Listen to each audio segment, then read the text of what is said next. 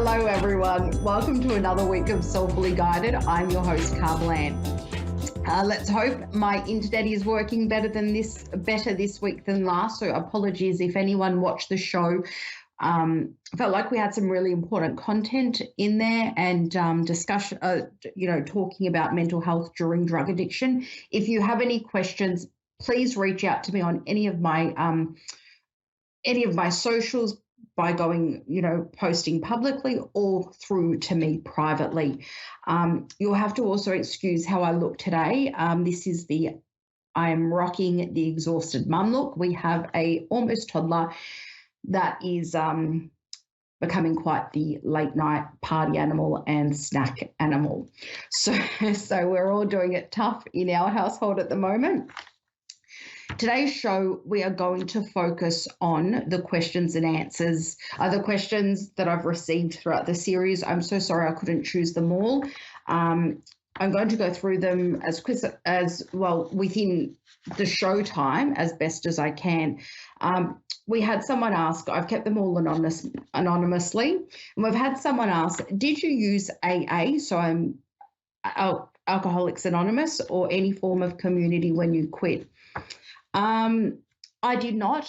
I went to, and this is personally, I can't promote or talk badly of AA because I have limited or no experience.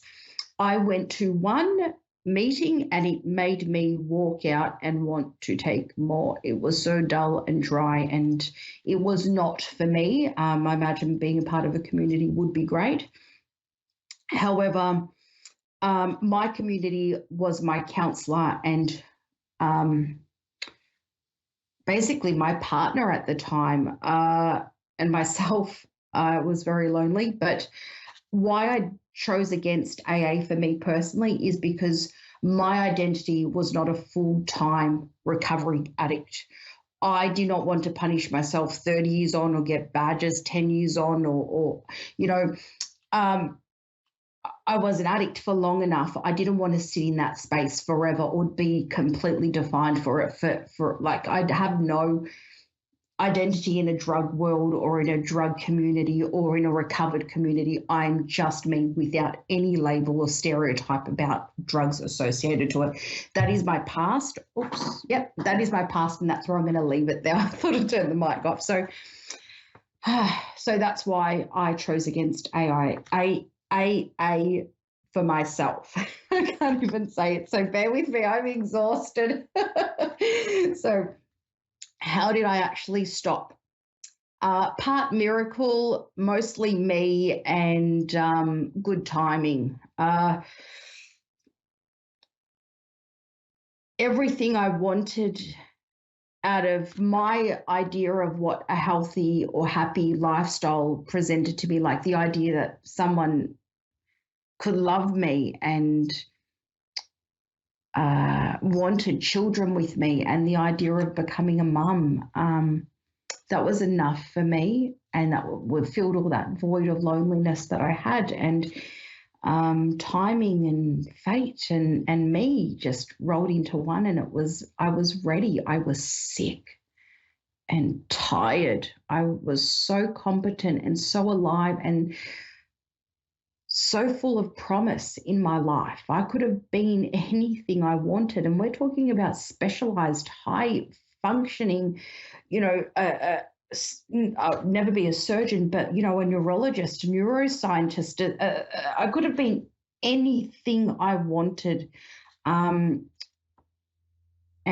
I chose drugs. So I was fed up as well. Do I still feel like drugs, or do I get cravings? Absolutely not. I do get cravings for cigarettes, like standard cigarettes, and I go wild and have one every 6 months or so. But do I still feel like drugs? Completely out of my identity, completely out of my body, and completely out of my life, my mind, my soul, my heart.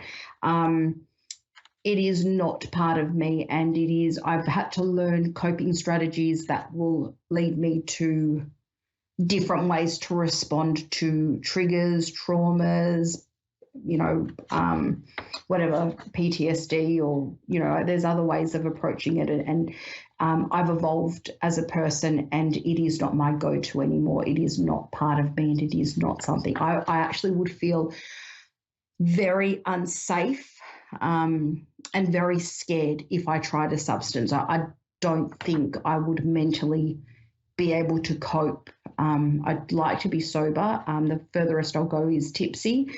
It's not I just prefer to be sober now, and that's my place in life, and who I am as a mum and as a person. So did I get help, or did I go to rehab? Sadly, there was nothing available there for me at the time that I needed it. There were long waiting lists, and I didn't have, the funds available to go privately. Did I get help? I found a counsellor who had experience in addiction, which I think I said in my series, and that's the only support I had. I became my own backbone early on. Did I have any other addictions since I've quit my drug of choice? No, I was already addicted to food before that. So is that an addiction? Indulging in and loving food? But no, I haven't. I have increased the amount I drink alcohol. Having said that, I drink to enjoy, not to get drunk.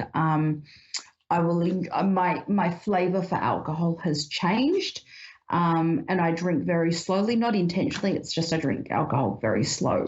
But I wouldn't say it's a need or a necessity. I probably have 2 drinks a week, so that 2-3 drinks a week, and that's probably a lot more that I wouldn't really drink alcohol while I was a substance user.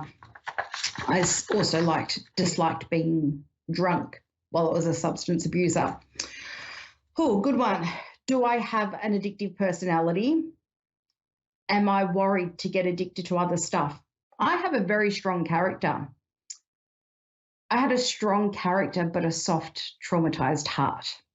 So it was not my character that failed me. It was my upbringing and all the people that hurt me along the way that I was meant to be able to trust, that would create a safe environment for the child before them. I do not believe I have an addictive personality. I think I was completely broken, heartbroken and shattered. Don't think I'll ever be prepared to publicly share all of my story. It's instilled some worry and concern and fear in the face of the strongest and hardest mental health practitioners. And I'm a survivor. I'm not an addict. I don't believe I have an addictive personality. I just got broken over and over and over again. And no apology would ever mean anything, because if someone is capable of treating you in that way or doing those, hurting you in those ways, I've had every sort of abuse except for sexual abuse, and someone is prepared to hurt me in the way they did, I don't think their apology would ever mean anything to me or be sincere. So no, I don't have an addictive personality. Once again, I was just broken. So what was the hardest thing about quitting drugs? It broke out last week due to poor internet, but the loneliness. The hardest thing about quitting drugs for me was the loneliness. I quit drugs to feel more connected. And, when I was on drugs, bad company was better than no company. But I guess I was lonelier after I quit drugs, because I realised that while I was an addict, I put up with crap. I put up with mistreatment.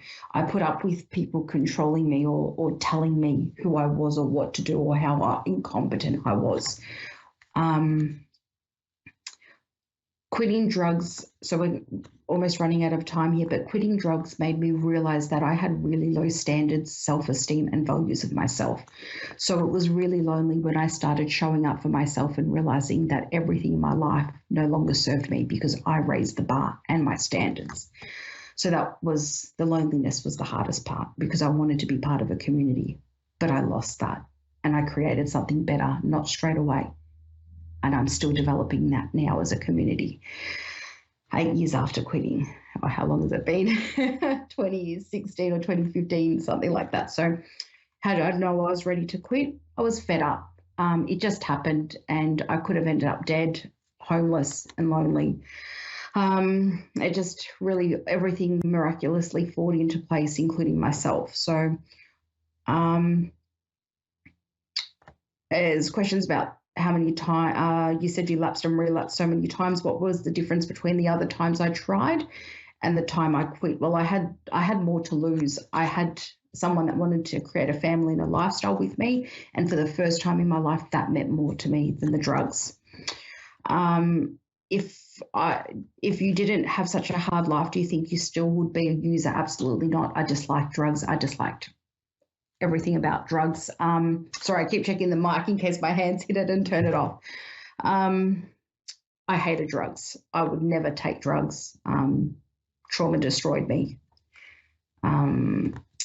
Now, I have someone which I really want to answer quickly, and I will be talking about it. Someone said, if our child is addicted, what is the best thing we can do for him? We are at our tether and we don't want to cut him off, but we don't know what to do. So please tune in next week to hear about this. I'm going to talk to you about boundaries. And I wrote some things here to be straight up. Emotionally open up, financially shut off. Don't make them quit, and don't bend over backwards for them. Don't place your hope and happiness in them. Stand by them without emotionally destroying yourself or crushing your soul. They will not quit for you. This is their addiction, not yours. As cold as it sounds, try to continue living. Always stay safe. Call for a mental health intervention where needed, and if you feel unsafe or if your life is in danger or your well-being is compromised. Don't lose your life or your story in theirs. Be strong and be as present as you can be, but don't carry the weight of their mistakes on your shoulder. This is their story, and find a way to survive through this. I will be talking about boundaries and discussing this question further next week, and I will try to get into a caller as well next week, so we'll resume the psychic and the tarot part of the show. Thank you so much for tuning in. If you haven't watched the whole series, go back to February the 8th and watch it. It'll do you really good. Thanks, everyone. Have a great week. We'll see you same time, same place next week.